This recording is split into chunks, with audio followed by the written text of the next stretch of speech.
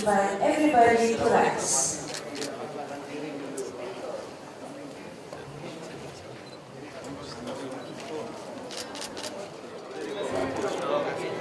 I have your card.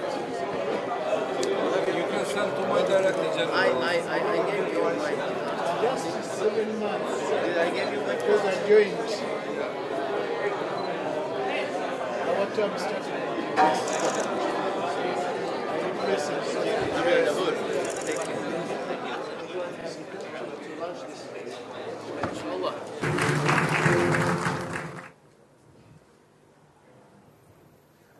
Your Excellency, Mr. Ahmed Sayamo, the Assistant Secretary General of OIC,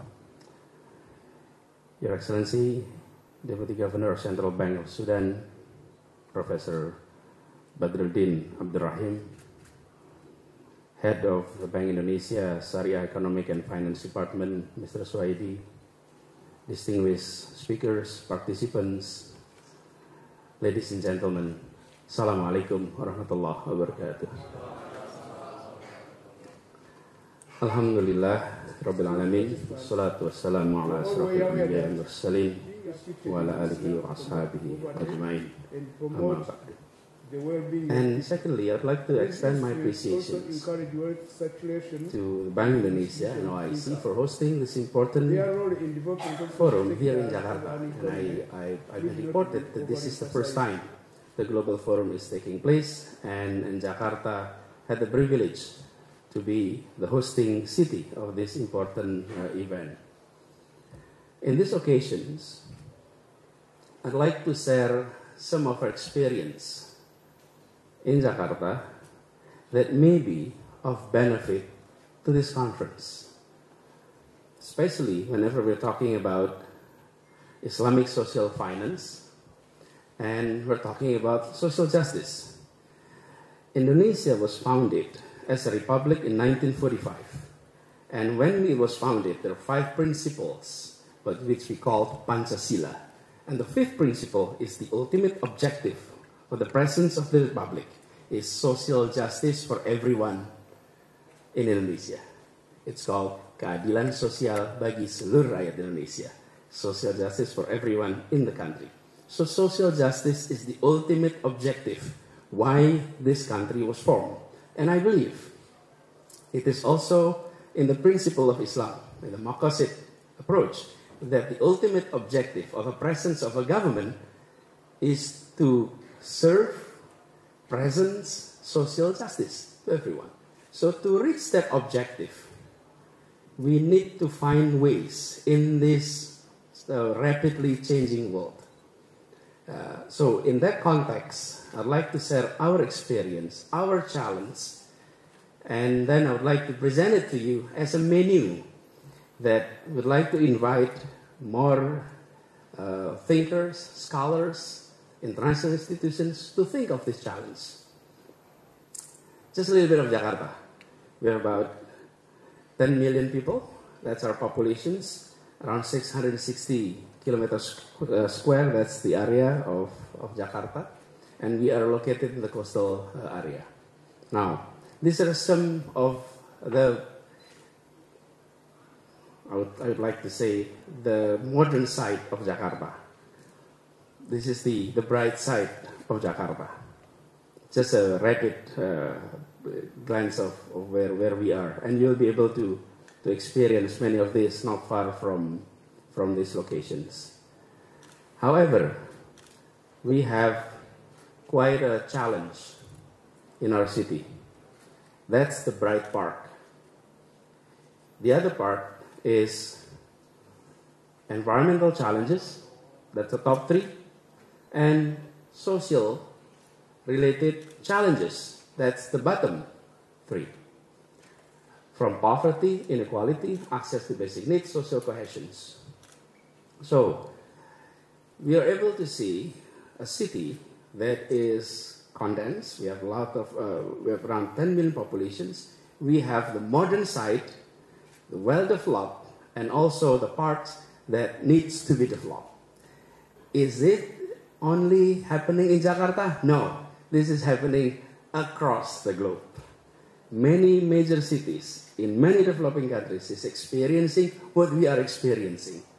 This is a result of urbanizations. Just to give you a number here. We're talking about poverty. The Gini ratio in Jakarta is 0.39, and the people earning less than $35 per month, that's the number.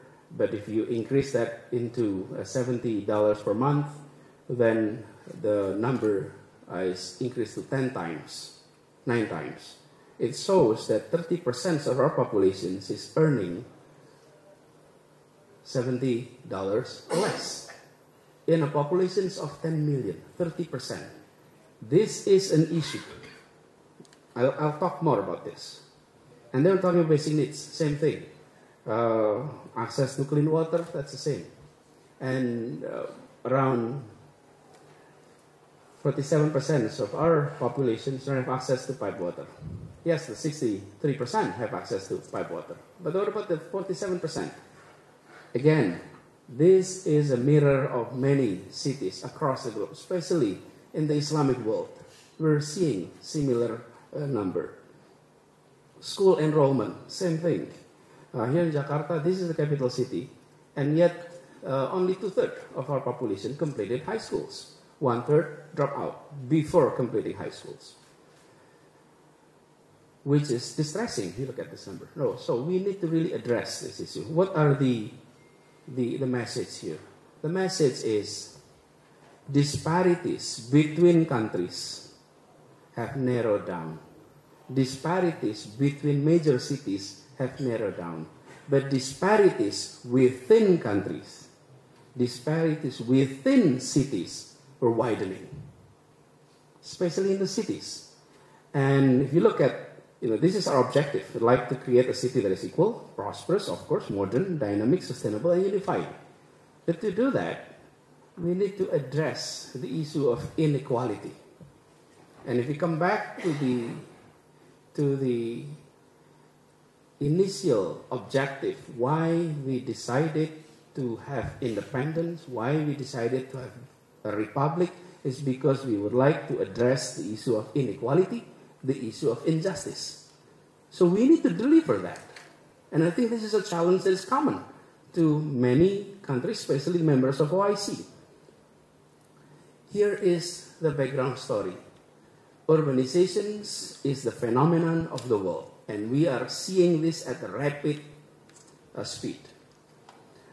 This is urbanization across the globe, and we're seeing in the past 5 decades that the populations lives in the city have increased significantly. In 1960, only 30% of the populations live in the urban area. By 2007, it has passed the 50%. Currently, it is 55% of the world populations is living in the urban area. And estimated by 2050, we have 68%, 2/3 of our populations will be living in the city by 2050. That's not long from now. So the challenge now, when we have a gathering as important as this, and we're talking about social financings, let's address this issue. Let's anticipate what needs to be done to address inequality. Who are coming into the city? Because they would like to have a better life, and some were coming in with skills, knowledge, experience. Some were coming into the city with minimum skills, knowledge, experience. And this is also what we are experiencing. Look at these pictures worldwide.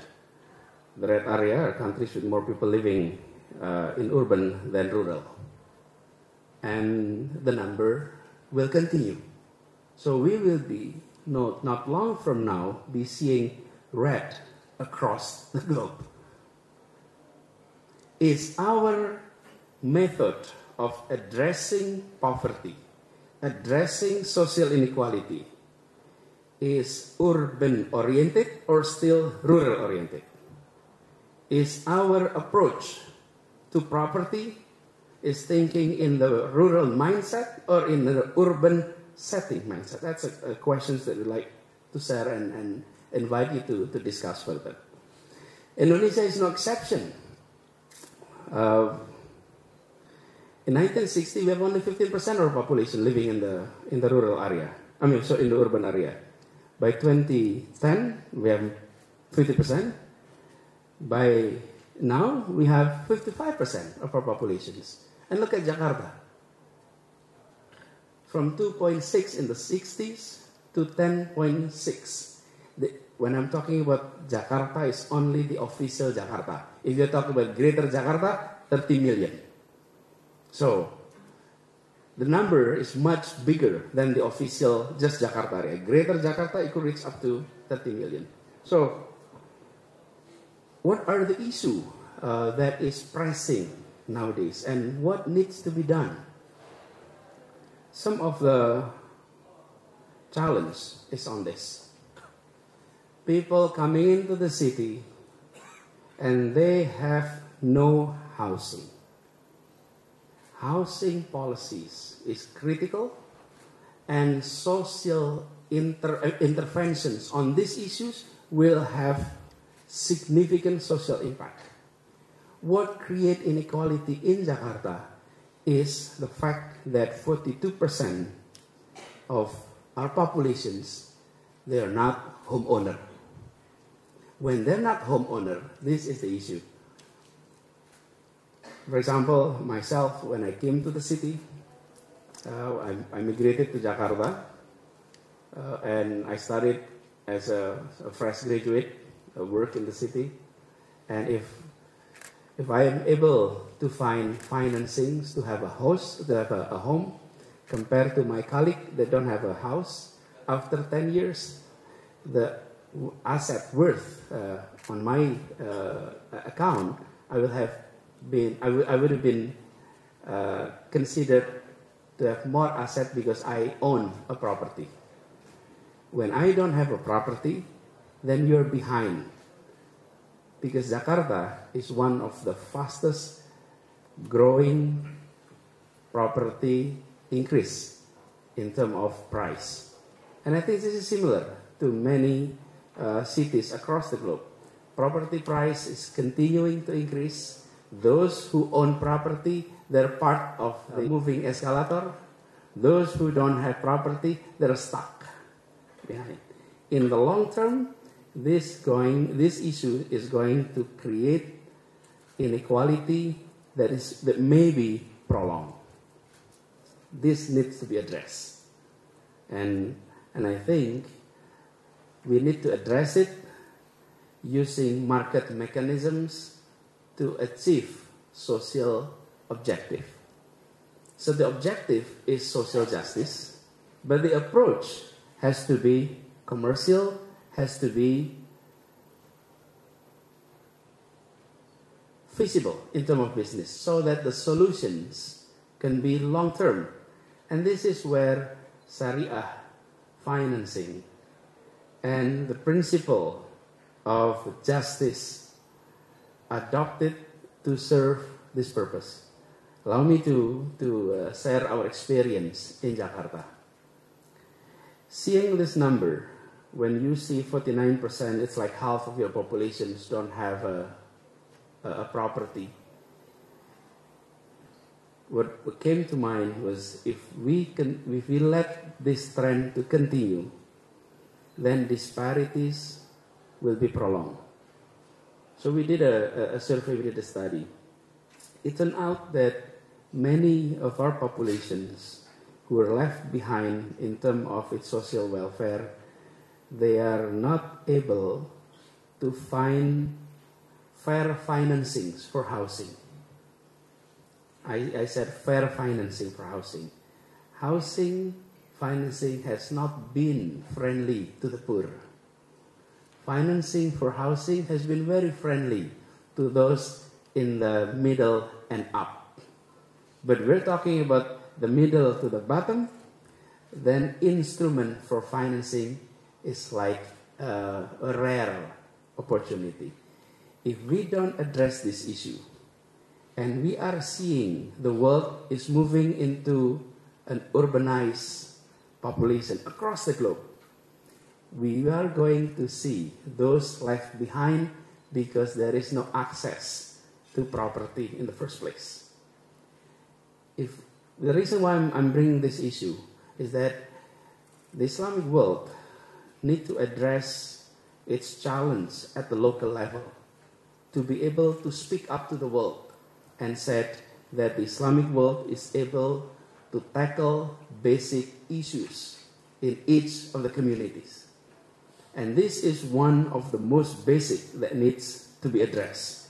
And we have all kind of instruments. What I'm presenting to you is the menu of problems to be solved.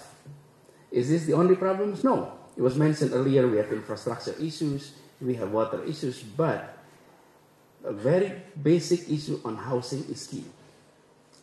In many places in which we live in the rural area, or we're talking about, let's say in the past, we're talking about helping our society for education, subsidy for the poor, subsidy for the yatim, and all of that. That assume that they have their own home.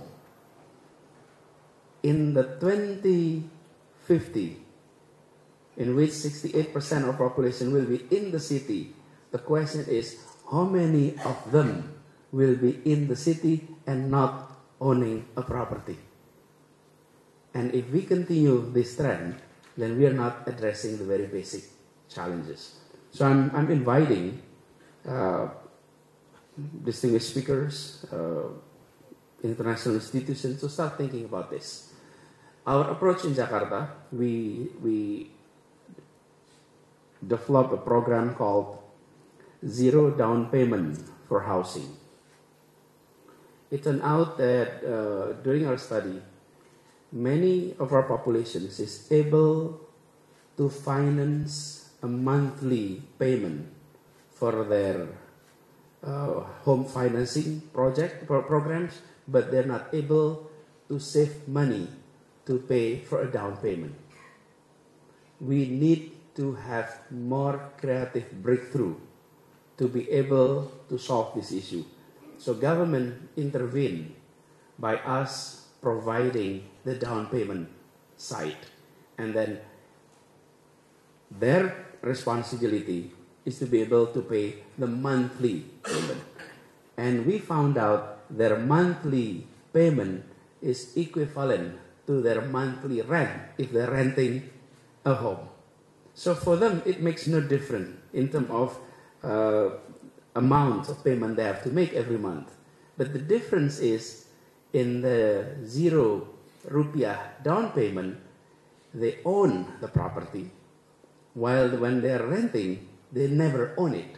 So after 20 years, after 30 years, they never own the property. But the amount spent is equivalent.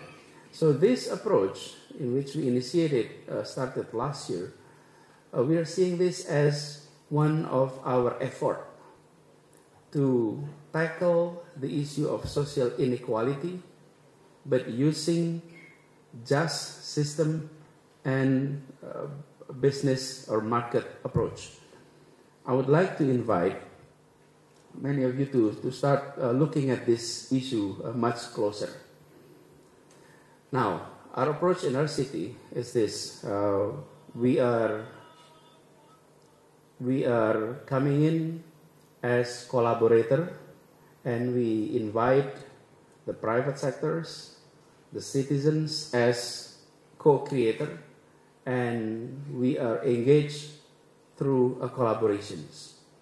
In the past, our approach in many government, our approach is more of this, City Point 2.0, in which government solve every problems. If there is housing problems, then we intervene, we build the tower, and then we invite people to come in. Now our approach shifted. We invite the public, civil society, as well as business to come in and provide solutions along with us. In this approach, that's the same thing with the project of the housing project that we had. We invited the private sectors to step in, to participate. Our part is on the financing side. The private sector built the tower. We create a scheme for the financing, and also we organize those who need housing to apply through us. And for the developer of the tower, they don't have to worry about marketing because the market is through us. This is the approach that we have been using in Jakarta, and we hope in the long run this will address some of the basic challenges of our city, and that in the long run we will be able to achieve near equality within the city. Of course, complete equality is abstract. Justice is also sometimes an abstract concept, but the feeling of justice is real. Even though the justice itself is an abstract concept, but the feeling of justice is real. You feel it when it's there, and you feel it when there's absence of justice. And we're talking about, across the globe, we're talking about building peaceful society, creating peace in the world. But I remember, peace is not about the absence of conflict. Peace is about the presence of justice. So if we are able to provide policies to achieve social justice, in result, we are creating peace. There is no way that we are able to find peace in the absence of social justice. It is impossible. Peace will always come after the presence of social justice. So if we're talking about peace across the globe, which is one of our biggest agenda, is the humanity issues, let's address the issue of social justice. So I do hope that the conference that we are now having here in Jakarta, as the title of the conference says, Islamic Social Finance Enhancement, I would like to invite you to think of the big pictures that we will be facing in the next few decades. This is not only about how do we do with wakaf, what do we do with sadaqah, it's beyond that. Those are the micro instruments that we have to make modifications. But the big picture is, in the Muslim world, the population is coming into the city. The city is the future of our ummah. And the challenge is, what are basic issues in the cities that we need to address? Rural area, they have different challenges, but the city is the future. And allow me to also share that even in the G20 meeting, they now have a U20. Many of the leaders in the G20 were former mayors and former governors. When they meet as presidents, as prime ministers, and have this gathering, they come to conclusion it was a lot easier when we were governor, a lot easier to get things done when we were mayor. Many of the challenges that the nation is facing is actually urban-generated problems. You name it, environment, that's urban area that created the problems. Social issue, that's in the urban area. Many of these issues were in the urban area. So they decided to form U20, mayors, governors, leaders of urban area to meet, to get together and solve those challenges. So on this very important occasion, allow me to invite your participations to think of this as one of your issues to be discussed during the conference. And I do hope that the festival will be a fruitful festival. I do hope that you enjoy Jakarta. Look at our tourist sites. We have quite a few. And experience Jakarta, and hope you come back with great experience, and would love to welcome you back again here in Jakarta. And allow me to end this by officially, Bismillahirrahmanirrahim, to open the OIC Forum on Islamic Social Finance, Indonesia Syariah Economic Festival 2019. May this festival be blessed, and may all of you who are here also be blessed. Thank you very much. Assalamualaikum warahmatullahi wabarakatuh.